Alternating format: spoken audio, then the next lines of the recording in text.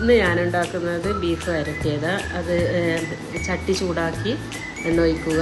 എണ്ണയിലേക്ക് മസാലപ്പൊടികളെല്ലാം ഇട്ട് വലിയുള്ളിയും തക്കാളിയും പച്ചമുളകെല്ലാം ഇട്ട് നല്ലോണം വഴറ്റണം. ഇത് നല്ലോണം ചുവന്ന നിറമാകുമ്പോൾ വെളുത്തുള്ളി ഇഞ്ചി പേസ്റ്റ് ഇടുക. എന്നിട്ട് നല്ലവണ്ണം ഇളക്കിയതിന് ശേഷം കഴുകി വെച്ച ബീഫും കൂടി ഇട്ട് ഒന്നും കൂടി നല്ലവണ്ണം ഇളക്കണം.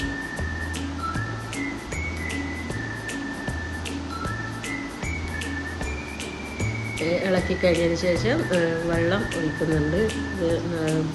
വെള്ളം ഒരു 1/4 ഭാഗം വരെ വെള്ളം ഒഴിച്ച് മൂടി വെക്കണം. അത് വറ്റുന്നത് വരെ നമുക്ക് കാത്തു വെക്കാം.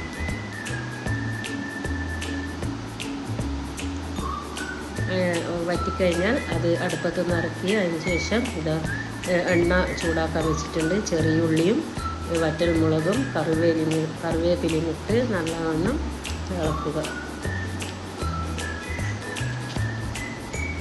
ഇളക്കിയതിന് ശേഷം ഈ വറ്റിച്ച ബീഫിലേക്ക് അതിട്ട്